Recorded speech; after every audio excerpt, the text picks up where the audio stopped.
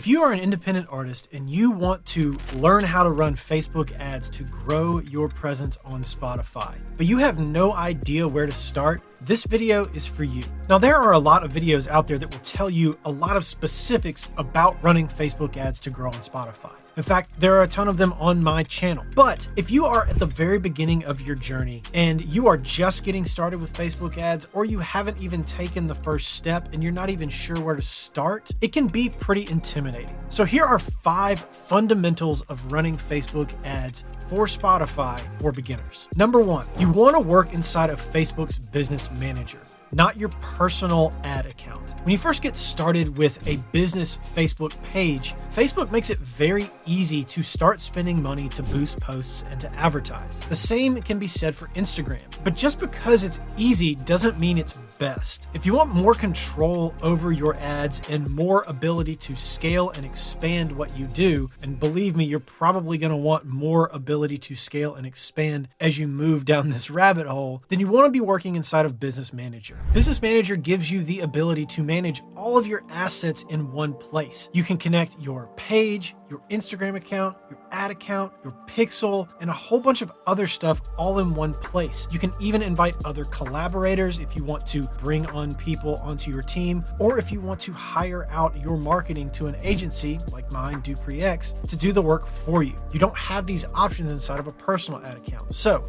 do yourself a favor from square one and start with Business Manager. Number 2, get familiar with Facebook's advertising policies. Before you start advertising, just give yourself some time and do a cursory read of all of Facebook's advertising policies. And specifically, there are a couple of policies that you want to pay attention to as a musician. Things like alcohol, drugs, tobacco, and adult content are all things that I see apply to artists across the board. Things like adult content, tobacco, firearms, and profanity are things that come up quite frequently with music in general. So you want to be cognizant of those things as it relates to advertising. The main rule that I use for this is if you wouldn't show it to or say it in front of your grandma, probably don't put it in your ads. Number 3, be thoughtful and honestly kind of particular about your targeting. When I first started running ads, I started running ads to everywhere that Spotify was available. And I did that for a long time. And I actually got good results. But it also gave me a bunch of results that I had to then go back and undo to a certain degree.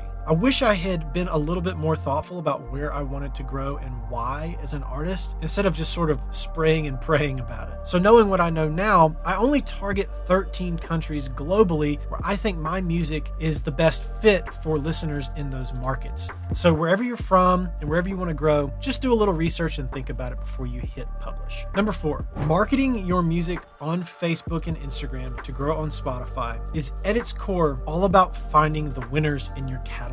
It's not about giving every single song you release the exact same amount of budget and seeing what happens. What we're doing is we're trying to take every song we release and in that collection of music, find the songs that are better in terms of audience engagement than everything else. If you think of all the bands and artists that you know, most of them have 1, 2, maybe a handful of songs that bring people into the catalog. Some of these songs might be a year old, they might be 10 years old, they might be 40 years old. So run ads to find that song or those songs. And once you do, you want to keep pushing those songs. You want to give every new song an opportunity as well with new ads and put them alongside the existing songs that are your winners. But until you find a new winner, keep using the existing winner to send everybody to your catalog. Well, they will then discover more of your music once they get there. And the 5th fundamental of Facebook ads for artists who are just starting out, slow and steady wins the race. Now, we've all heard of the tortoise and the hare.